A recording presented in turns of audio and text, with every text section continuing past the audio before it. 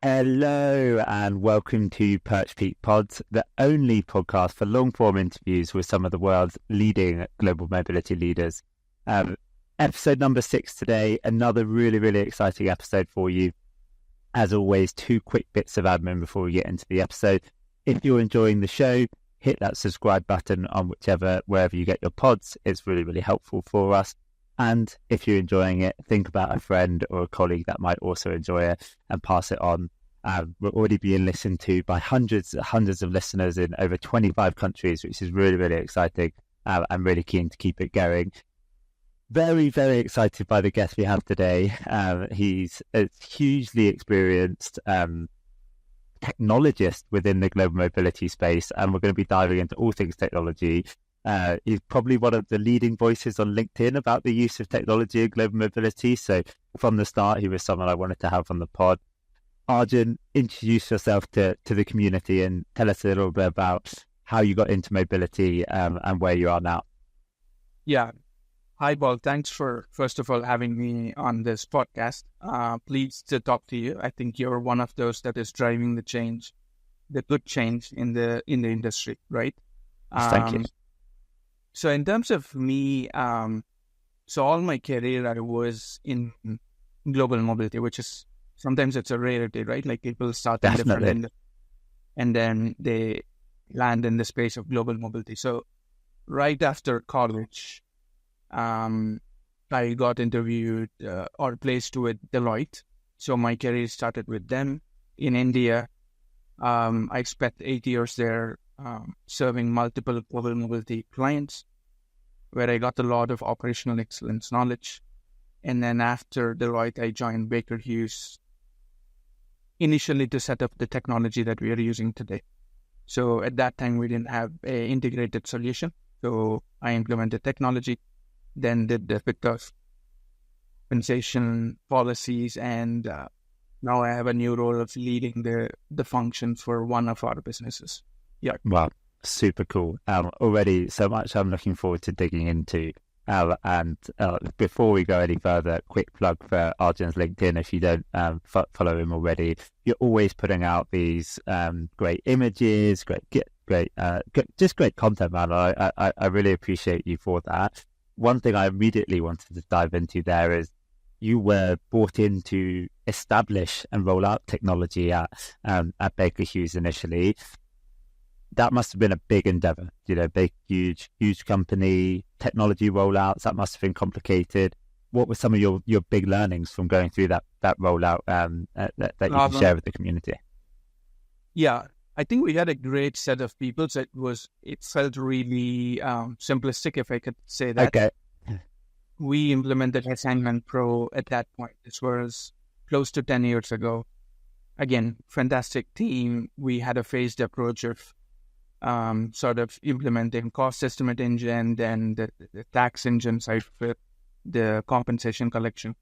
So it took us about 2 years to go through a phased approach, but I think fairly it was a very good experience. We didn't have a lot of challenges. Both sides of the party were really efficient set of people. Yeah.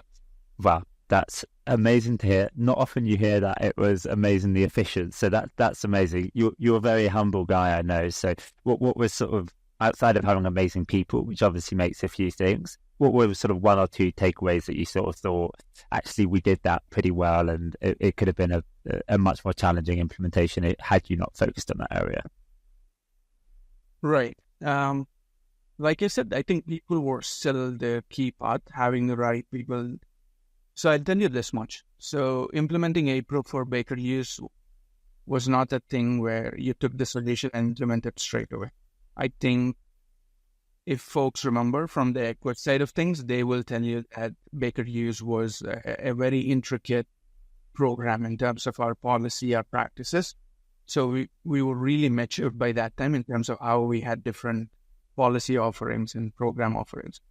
So the success was mostly on Equus side to kind of be agile and kind of navigate through that intricacies and say, okay, we'll help you configure it this way. So their ability to adjust and customize, I think made it successful. Yeah.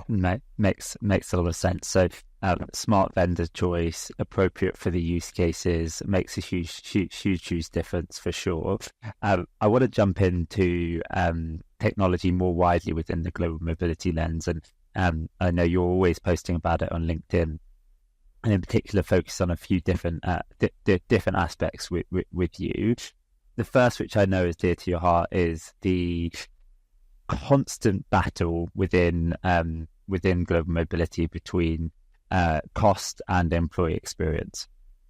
You've been deep within the tech aspect of global mobility for a while now. How do you think using technology can help in that sort of fight between cost and employee experience? Yeah, sure. I think it's the truth is, first of all, relocating employees or even sending them on assignments is an expensive deal, right? Instead of hiring someone locally within the country. So if you're bringing someone on an expat assignment, you're looking at, and this is like an industry standard, right? Like you're looking at 3 times, 4 times cost of what a local talent would cost you. So there should obviously be a purpose that is attached to the move.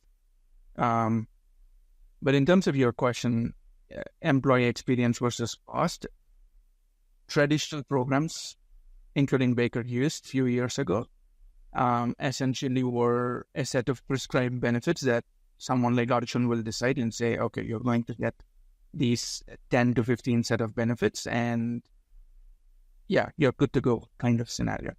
And then that would land you in 2 scenarios, right? Either the employee will take that and kind of try to adjust with that package, and there are a lot of other benefits that, not benefits, but like other needs that the program doesn't offer.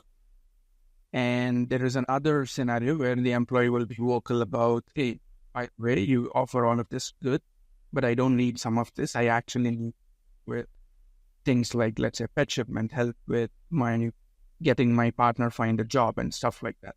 So that's where I think our industry, I wouldn't say move fastly, but I think is in a space where everyone started to talk core flex, right? Yeah. There are certain elements that are really core that, again, the company will prescribe necessarily. But there are also certain aspects of flex elements where you can pick and choose. Okay, I don't need much of this. I need so that's not a new thing that I'm mentioning, right? Like core flex this. But for me, I see an evolution where this will sound a bit radical, but I see a world where the employee and manager will build their relocation package, where GM really step back almost to an extent where we are not even involved. And I'll tell you how we'll do it. So if you have a technology where you have all the bare minimum setup, like minimum standards, where you cannot go anything lower than that in terms of duty of care elements. But apart from that, everything else is a set of things where employee can say, I don't need temporary accommodation. I actually need that money to buy another car, for example. So stuff like that, I see a world where employee will be allowed to build their package within certain. I love that, and specifically because I love that vision of sort of not somewhat arbitrarily constraining people based on what you as the GM leader decide.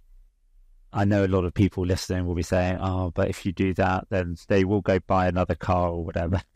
Would you be thinking of putting any constraints in this situation or any restrictions on what they could spend money on?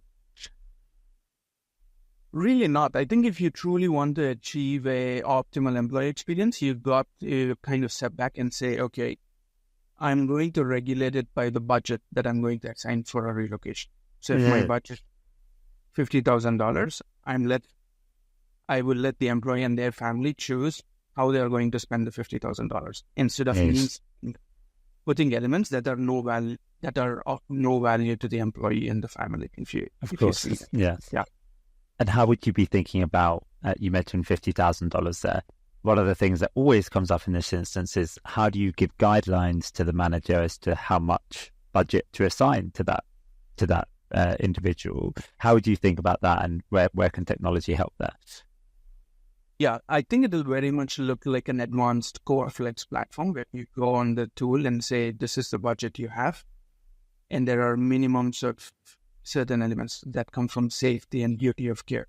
Let's say you cannot opt out of, I don't know, a tax return process, right? Yeah. And then you cannot opt out of, I don't know, 10 days worth of temporary accommodation.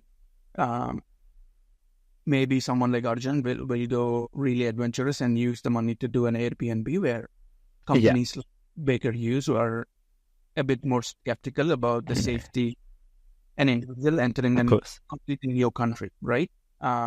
So once you have those guardrails and say, these are the minimums that you cannot touch, but everything else, kind of choose what makes more sense to you in terms of the dollar versus the value. Yeah. I love that. And then the actual sort of budgeting aspect, who would be the ultimate decision maker in terms of how much someone can spend? The manager, yourself, as a centralized, like, people of this level can spend up to 50,000, or the manager says, I've got 50,000. Who decides that? Yeah, I think you would use, so that's a very good question. I think the technology will help build those recommendations on, for that move is 40,000 an ideal budget, considering a optimal experience of temporary accommodation, a bit of shipment, all of this. If you're moving from Mexico to US, it's a different budget versus a move from Mexico or India comes with a $70,000 budget for it. So that intelligence of the technology to do that part, once it suggests a budget, from that point on, it's completely between more of employee choice and then less of manager choice or GM coming into the picture. Yeah. For me, I know, as I say that, it's very radical and people will really concern. Upset with you. I think that's the way you can really give full control to the employee with some guardrails and say, design your own experience. Yeah, I love that. And I think technology plays the role in both those aspects, which I wanted to tease out a little bit. One is the setting of the budget overall, that sort of classic back and forth. And you think, sometimes it's your email, you wait a couple of days, you get the cost estimate back, you go to the manager. Everyone's sort of been through that rubbish, which everyone knows technology's already improved and will continue to improve to set the budget. And then I do think what's really exciting is, and there's still a lot of room for technology, is in for the employee to have even more ownership over, once that budget is set, how to spend, how to get the most out of that, and not just giving them cash and saying you're on your way. Still providing a lot of support for that benefit instead of just seeing cash in their first payroll. Absolutely. And if I can double click on my earlier thought, the problem statement today is we provide a lot of benefits, again, like I said, that the employee doesn't really need. Yeah. But because we have a mindset that this is all you have. If you don't use it, you're going to lose it anyway. The mentality is different versus saying you have this pot of money, spend it on what means a lot for you. Yeah. There is no of it. So then they make intelligent choices instead of taking everything that's on the table. Yeah. Such a golden nugget, and personally couldn't be more aligned with that vision, right? It's, as you said, you might not want a corporate apartment for 30 days that is expensive, but if it's use it or lose it, you're going to use it similarly across the board, right? So, and it that really can help control costs by not spending on benefits that are unnecessary, but also maintain that improved employee experience with that technology. So really, really love that vision for the future. And I can just imagine you going through and picking off the menu what you can have, and then getting the support through that. Let's change tack slightly to that's like the employee experience side, which I think people are pretty excited about the future and the role of tech, and a radical vision laid out by yourself. But hopefully we'll get there one day. You have this great image of the 14 peaks of global mobility and the different challenges within. And one of the ones I wanted to focus on was agility we need this person there in 2 weeks, make it happen, versus compliance, not having someone in a country illegally. Talk us through, again, how you view technology with regards to helping you maintain agility whilst also maintaining compliance, and what you've seen work well. Yeah. So on that front, I want to take that topic into two different ways. Nice. One, looking at it from outside of the GM world. So I'll take the example of UAE for Dubai, for example. So UAE, I think by far is one of those fastest countries in terms of the immigration processing time. You could get a visa in a span of, if you're visiting UAE, you can get a visa within a span of 2 days, for example. This may be true with other countries also in terms of travel visa. But even for work permit, you're looking at 2 weeks time of work to bring someone into the country on a work permit. And I'm sure countries like Singapore are the same. So that's still like compliance that you're going through, like verifying someone's background, crime check, criminal history, everything within a span of 5 to 10 working days and issuing a work permit, right? Yeah. Work permit for the long run, like 1 year, 2 years. So there is a lot of risk involved, but I'm sure they're doing it purely by technology, having integrated platforms, biometrics, background checks, etc., on a very fast track basis, where other countries have their own lead time. It can take 9 months, 8 months to get a work permit. So I think that's one of the aspects. Like when I said two things, one is look at it from the outside world and how countries are solving it. And that has another effect on attraction, right? Like UAE, again, is because of their ease of doing their business or ease of arrival, is, I think, within the top any countries, most visited countries in terms of travel. That has an effect on your economy, the way you can grow, attract talent into the country. So that's one aspect. I think you had another question around... Just around the within the business maintaining compliance. Generally, as managers say, "Hey, I need this to happen now," and you're trying to push back, and you're sort of trying to make things happen quickly whilst maintaining the compliance. What techniques have you seen to be successful in sort of balancing that edge? Yeah. So one of the ideas we have, but we haven't cracked this fully, is from like immigration compliance, etc., to always get ahead of the game. And what I mean by that is, let's say, Paul, you're trying to bring the resource from Italy to, I don't know, Australia. I'm sure you had that idea for the longest period of time. Like maybe you were thinking about it for like 2 months, and then now things are solidified. You have a budget in place. Now you ask HR saying, "Hey, I want to bring, like, what is the process?"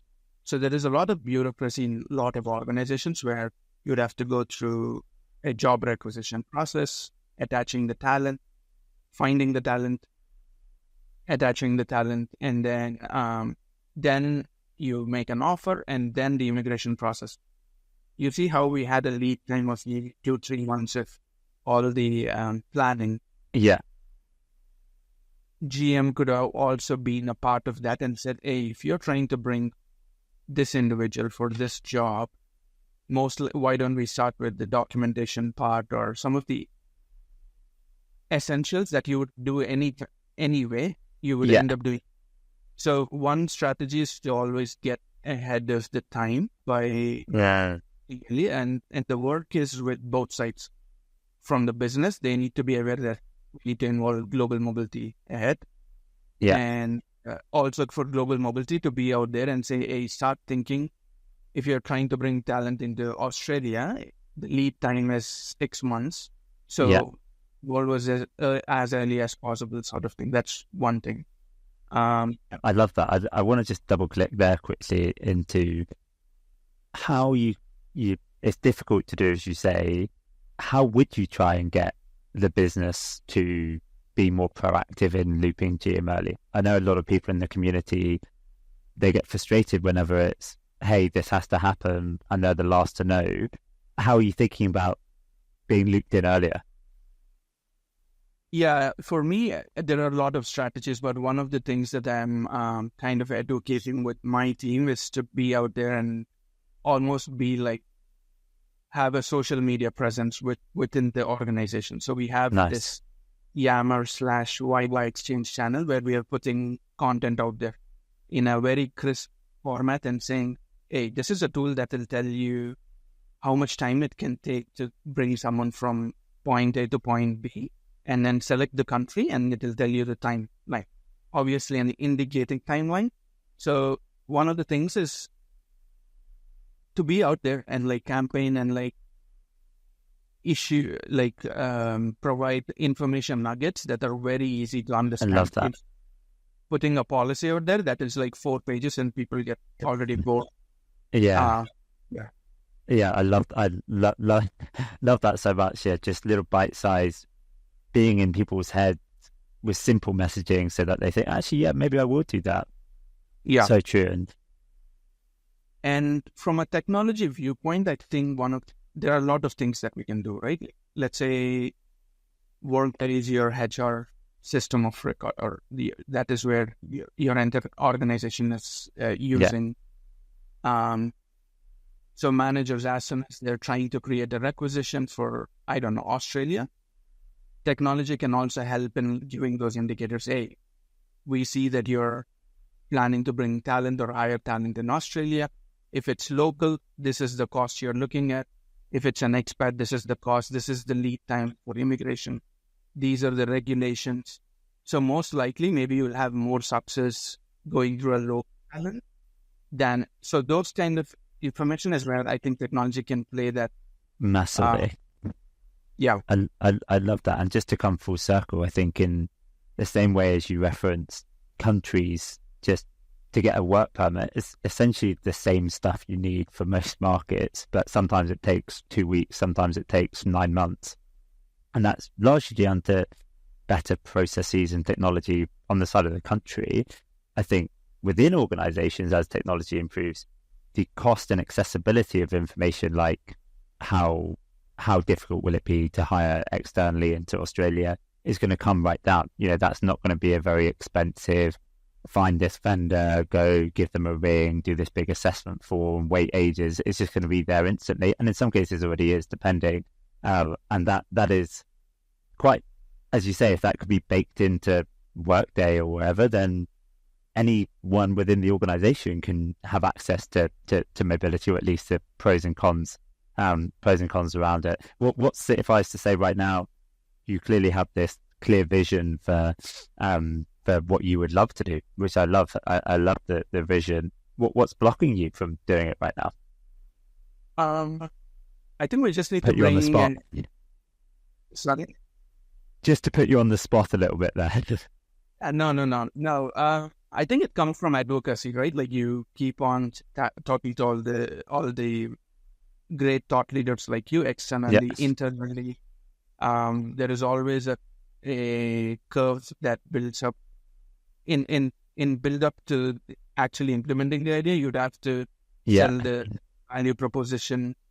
And I think an idea like this is not limited to just global mobility. It's any cross-border movement, right? Like what is the regulation around even for travelers coming into that country? How you cannot just travel with your passport and show up, but for this country, you'd have to get a physical visa, things like that. So I think a good question. I think we just need to continue to bring these ideas to the surface and bring people to, etc. Yeah. So always two challenges. One is the actual sort of execution, having the right partners and technology to make it happen. But two, a lot of the community, they work for big companies.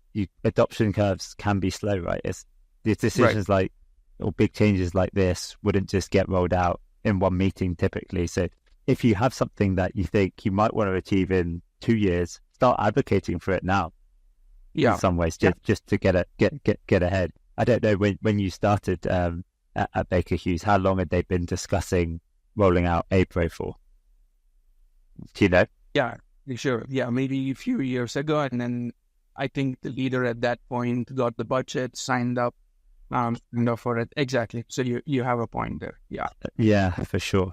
And that's as someone who has occasionally has people come and ask for budget internally at PerchPeek, you sometimes, I shouldn't say this, but if you just keep asking, eventually they're going to say, oh, this is an ongoing need. There probably is enough there. So it's sort of it's just a little side topic, but can be super, super helpful for people. You touched on Workday as well there. I know we've had some great conversations in the past about where you would love to get to with Workday. Let's just start there, because you have such a clear vision for how you could use your HRIS. Like, what would you love to be able to set up from an integrations perspective with Workday?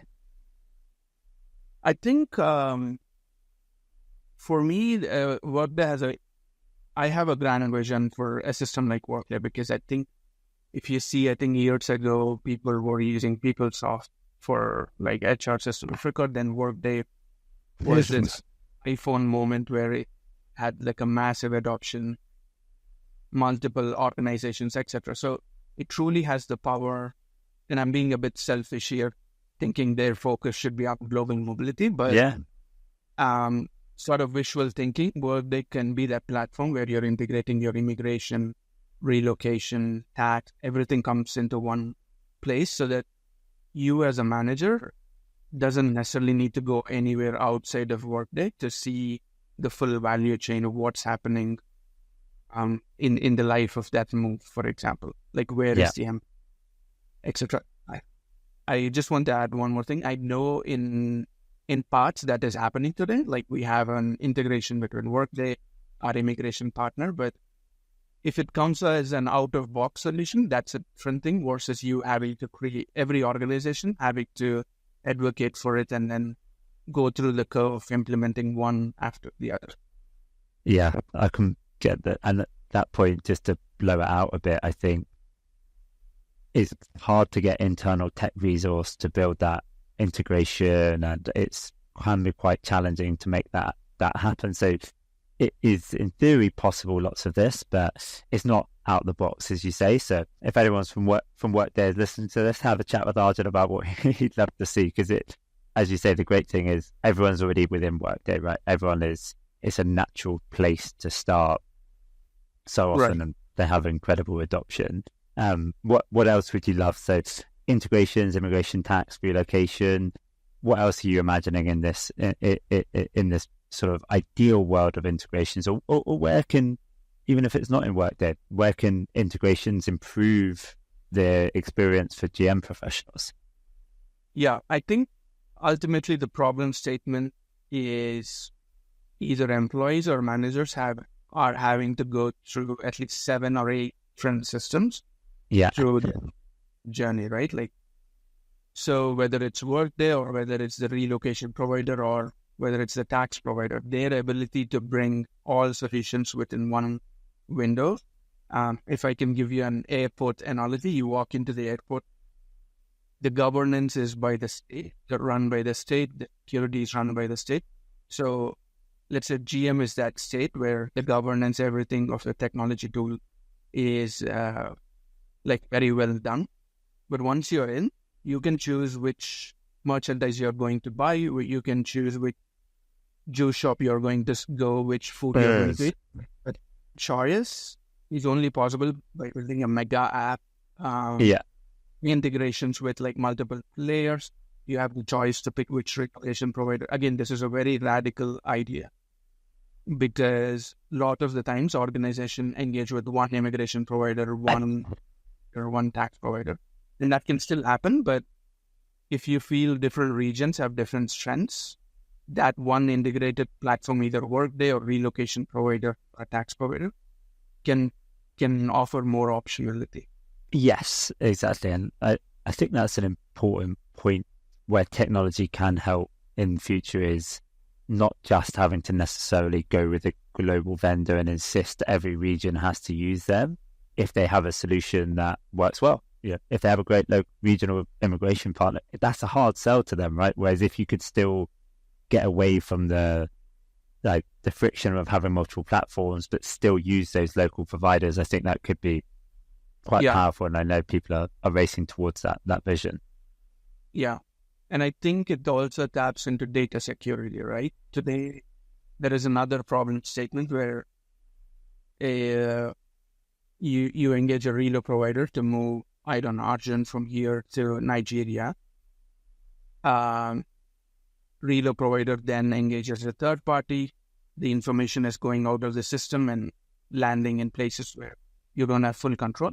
But by having an integrated platform, everyone is coming into one system to kind of access, and then you're limiting access by that friend instead of dispersing data to like multiple places you cannot fully control in terms of data, privacy, and security. Yeah, and that is, I think data security in the context of global mobility is so hard and critical, right? It's cross-border, which makes it really challenging. There's so many different aspects involved, often so many different like touch points involved, that the fewer entry points for that data, the easier it is to make it fly. It's such a powerful vision. Something I wanted to ask you, just as a fanboy of your content, is how do you think up these great examples? You just said it's like an airport where there's state governors. Are you sitting there thinking, I need a good example for this? Like, how does it come to you, man? I'm so jealous. I think it's also with having a great team of thought leaders, right? Like I had a journey where I was sitting and a lot of people that I worked with will throw ideas like, just like radical, why are we stuck with this set of thinking? Why are we putting ourselves in a proverbial box, and like, why can't we just open the box and like think all the solutions possible? So it comes from day-to-day challenges and problems. Nice.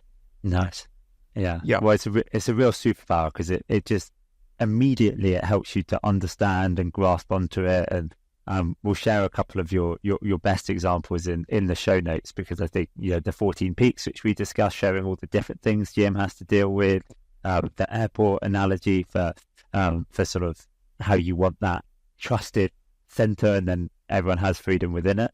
A really, really strong man. It's a real superpower. So good job by you. The other thing, as you know, we have the tradition of the previous guest leaving a question for the next guest every time. So you've got, I think, quite lucky in the sense of it's right up your street, this question. It's, where do you think or how do you see the GM role evolving over the next 5 years? So quite a limited time frame. If we're catching up for the annual pod in 5 years' time and we're reflecting, what do you think's changed for the world of GM? I think I'm going to use a word that someone else coined. So Morgan Crosby and Aaron had this term called unpolice. At some point, essentially in terms of policy. But if we reflect on some of the discussion we had all through today's call, for GM to, with the use of technology, build a framework, build some boundaries, rates, but essentially sit back and become, I don't know, invisible, where employees have the choice. And I'll give you a Netflix kind of analogy. When was the last time you called Netflix customer? For example, never. I don't know if can you? I don't know. Probably somewhere. Right. Yeah. And that's because they set up a platform where you actually don't need them. It works. So if GM can have that North Star that we are going to build with the use of technology, everything's available. We are still available if you need to have a chat. Yeah. But the decisions and the workflow is so easy that no one's entertained by the fact that I'm going to call Netflix today, right? You only call them if you're frustrated about something. And I never called many years. So I don't think we can completely go to that extreme or that level. But for me, the vision is, how can we democratize solutions, tools through technology, so that you play a very minimum part and then people enjoy that experience because it's very personalized and educative, for example. Yeah. So very inspirational vision, man. I'm going to press on. You've set this up. We're 3 years in, and you've managed to set this up where you have very little day-to-day interaction, because it's just between the manager and the employee almost choosing their benefits. It's super obvious. It flows from within wherever it is. what are you then spending your time on? You know, you don't have any of this BAU stuff. Are you just on the beach retired, or what are you doing? Yeah, on the same analogy. So what is Netflix doing in the background? They're producing, they're creating, they're learning from the data and seeing which ones are working well, which shows are not being watched that much as the others. So you double down on what is working and creating more options, putting and let customers tell you from behind the scenes that, oh, this is what is being loved and this is what is not working. So we are going to approach it differently.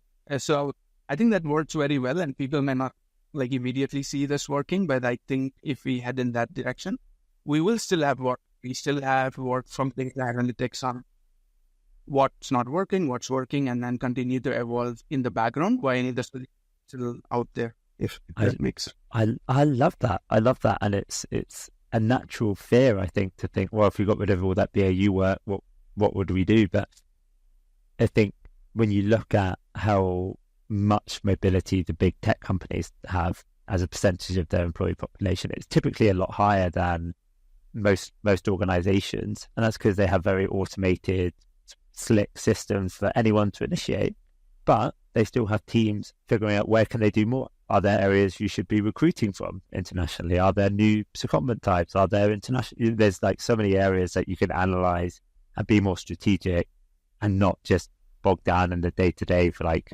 however many relocations you have. So what a note to finish on. It's such a I think people both want to have like more time for strategy and are nervous about the BAU, but there's so much that GM can add value to in terms of international talent strategies that you're never going to be bored. Absolutely. I agree. On that note, I think measuring something like success of assignment, which I think we are so bogged down with the day-to-day that we don't get time to reflect it back. And I think I see GM getting there where you're just like having a big dashboard of all the data points and then bringing insights from it to the business and like changing the course of the program. Yeah, absolutely. And what a note to finish on. Thank you for being so generous with your time. And it's been, as you can imagine, one of my favorite shows, just getting to talk technology with someone who loves it and thinks so in such a forward-thinking way about it. So thank you for all of your time today. Good job by you. Cheers, Arjun. No, it's a pleasure. Thank you.